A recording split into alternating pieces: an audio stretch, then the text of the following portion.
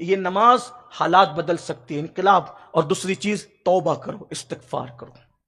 آج سے پہلے ہم نے جو کیا، کسی نے زنا کیا ہوگا، کسی نے بدی کی ہوگی، کسی نے نماز چھوڑی ہوگی، کسی نے سود کھایا ہوگا. آپ نے ہمارے بڑے بھائی حافظ امین صاحب سے سود کے متعلق سنا، انہوں نے شاید بتایا ہوگا کہ سود کھانا اور کعبۃ اللہ میں زنا کرنا دونوں برابر برابر ہیں. آپ نے ان سے یہ سنا ہوگا اگر انہوں نے بتایا ہوگا کہ سور کھانا بھی حرام ہے اور سود کھانا بھی حرام ہے، مگر سور کھانے سے زیادہ برا کام سود کھانا ہے، کیونکہ قرآن میں اللہ نے سور کو بھی حرام کیا، سود کو بھی حرام کیا، مگر سور کھانے والے کے ساتھ اللہ نے جنگ کا اعلان نہیں کیا، مگر جو سود کھاتے ہیں اللہ نے ان کے ساتھ جنگ کا اعلان کیا. یہ جو کاروبار تباہ ہوتے ہیں سود کی وجہ سے، کیونکہ اللہ نے قرآن میں فرمایا جو سودی دھندا کرے گا ہم اس کے کاروبار کو ختم کر دیں گے، ہم سود والوں کو تباہ کر دیں گے، زمین سے لگا دیں گے. یہ اللہ فرما رہا ہے. جس کے ساتھ جنگ اللہ کرے اسے کس مولوی مولانا کا اور کس بزرگ کا تعویذ بچا سکتا ہے؟ اللہ جس کے ساتھ جنگ کا اعلان کرے بچا سکتی ہے امین القادری کی دعا، بلکہ اللہ جس کے ساتھ جنگ کا اعلان کرے بے وقوف ہے امین القادری اس کے لیے دعا کرے. اللہ جنگ کر رہا ہے، امین القادری دعا کرے، اوقات ہے اس کی؟ بتاؤ. اس لیے اللہ کی طرف آؤ، حالات بدلیں. میں یہ نہیں کہتا تعویذ کا اپنا مقام ہے، دعا کا اپنا مقام ہے، وظیفے، لیکن اللہ جنگ کا اعلان کرے. 3 لوگوں سے اللہ جنگ کا اعلان کرتا ہے، سن لیں. وہ تینوں میں آپ ہے تو نہیں؟ غور کیجئے. جو سود کھائیں، لے اور دے دونوں کے ساتھ اللہ جنگ کا اعلان کرتا ہے. لے بھی رہے ہو دے بھی رہے ہو. بلکہ ہم تو اب رونا رو رہے ہیں کہ آپ تو سود لینے کے لیے عورتوں کو بھیج رہے ہو بچت گٹ کے نام پہ. غور تو کریں، یہ ہنسنے کی مسکرانے کی بات ہے. تو مجھے بتاؤ، جس مذہب میں عورت کو اکیلے مسجد کے امام کے پاس مسجد کے اندر جانے کی اجازت نہیں ہے، آپ کا ہمارا مذہب کتنا پوتر ہے. ایک اکیلی عورت مسجد کے امام کے پاس مسجد میں اکیلے نہیں جا سکتی. کیوں؟ مسجد سب سے پوتر ہے. مسجد سے بہتر جگہ ہمارے لیے کچھ نہیں ہے.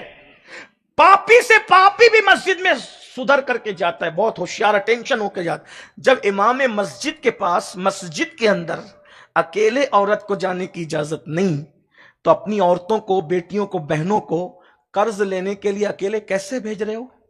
اور یہ جو اسکیمیں چل رہی ہیں نا سود اور قرضے کے نام پہ، اس کے پیچھے سازش یہ ہے کہ قرض کے تلے تمہیں اتنا دبا دیا جائے، تمہاری عورتوں کو اتنا دبا دیا جائے، جب تم قرض نہ لوٹا سکو تو پھر وہ تمہاری عورتوں کا جسم تم سے کہہ کے مانگیں گے، یا قرضہ دے یا اپنی عورت کا جسم بیچ دے. غیرت کہاں مر گئی؟ سب کچھ پیسہ ہی ہے، کماتے کیوں نہیں؟ محنت کیوں نہیں کرتے؟ کوشش کیوں نہیں کرتے؟ پہلے ہی دن سے شو روم کھولنے کے چکر میں ہو. میں نے کل بھی اپنی قوم کے جوانوں سے کہا تھا تجارت کرو، محنت کرو، مالدار بنو، کیونکہ غربت کبھی کبھی انسان کو کفر تک لے جاتی ہے. میری زبان حیا خاموش ہے لیکن میرے دل کا درد کہنے پہ مجبور کر رہا ہوں. ہم نے تو ایسی بھی رپورٹ سنی ہے کہ قرض تلے دب کر شوہر اپنی بیوی کو وہاں تک پہنچاتا ہے، باہر کھڑے ہو کر کے روتا ہے. یہ تک حالات ہیں، یہ تک حالات ہیں. اب میں کیا کہوں اس کے آگے؟ کچھ کہوں تو کہا نہیں جاتا، مگر چپ رہوں تو رہا نہیں جاتا. موت سے پہلے مر گئے ہو. جسم مرتا ہے تو اتنا نقصان نہیں ہوتا جتنا غیرت کے مرنے پہ نقصان ہوتا ہے. اور ایک بات کہوں، ہماری قوم کے مالدار لوگ قرضہ دینا بند کر چکے، اسی لیے غریب لوگ اب سود سے لے رہے ہیں. ہمارے مذہب میں صدقے دینے سے زیادہ قرض دینے پہ ثواب ہے. صدقہ دینے پہ اتنا ثواب، بھیک دینے پہ اتنا ثواب نہیں ملتا جتنا قرضہ دینے پہ ملتا ہے. بلکہ حدیث پاک میں ہے، اگر مثال کے ذریعے سمجھا رہا ہوں، 50 روپیہ قرضہ دیا تو جب تک واپس لوٹے گا نہیں، روزانہ 50 روپیہ صدقے کا ثواب آپ کے نامہ اعمال میں لکھا جاتا رہے گا. قرضہ دینے لگو، اور جو قرضہ لیتے ہیں وہ ادا نہیں کرتے نا، اسی لیے قرضہ دینے کا سسٹم بند ہو گیا.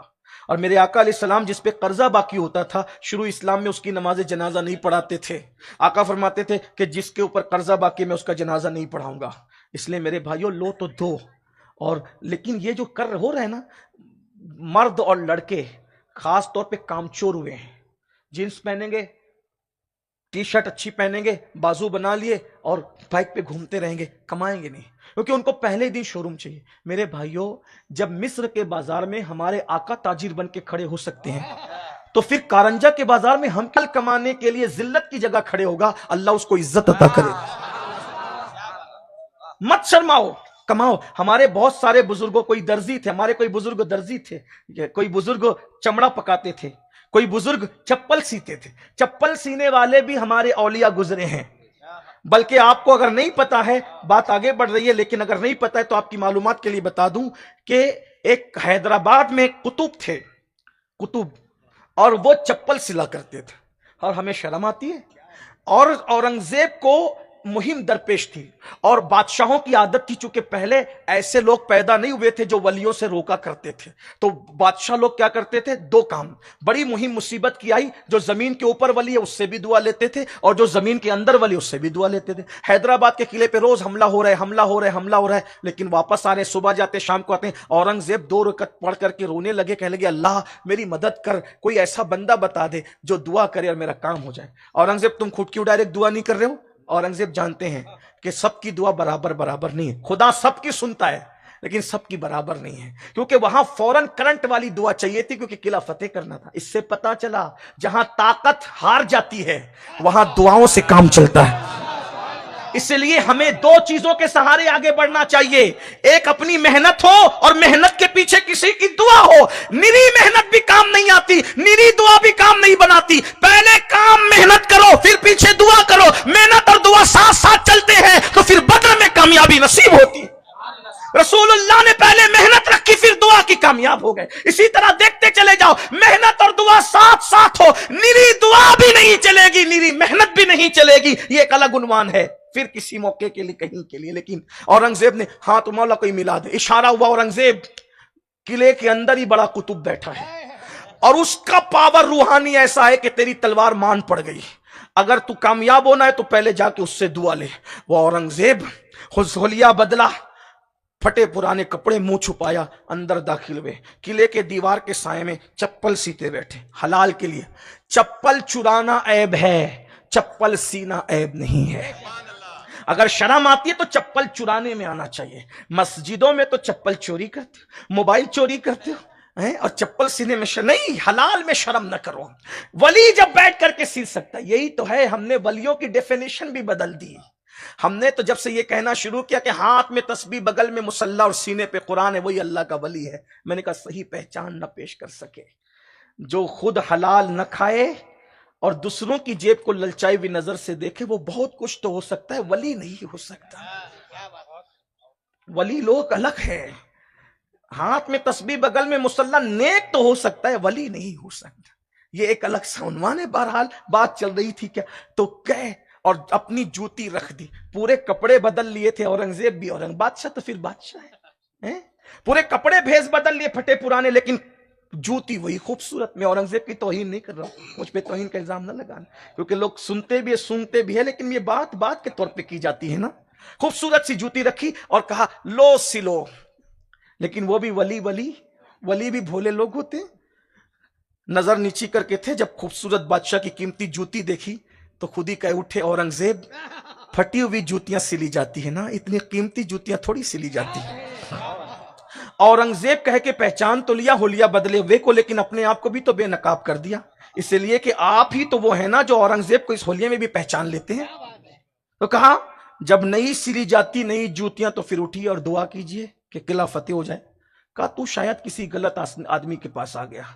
دیکھو ہمارا حال کیا، نئی کچھ ہے پھر بھی پروپیگنڈا کرواتے کہ ہم یہ ہیں اور ہم یہ ہیں اور ہم یہ. یاد رکھنا مکاروں کی یہی پہچان ہے، جو کہے کہ ہم یہ ہے سمجھ لو کچھ نہیں ہے.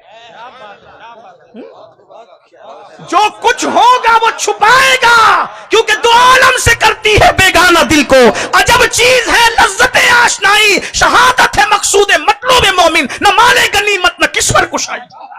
جسے یار کا پتہ ملتا ہے وہ چھپاتے نہیں پھرتا، وہ چھپاتے پھرتا ہے. اس لیے کہ یار کے پتے کی نشانی یہ ہے، جسے یار مل جاتا ہے وہ سب سے بیزار ہو جاتا ہے.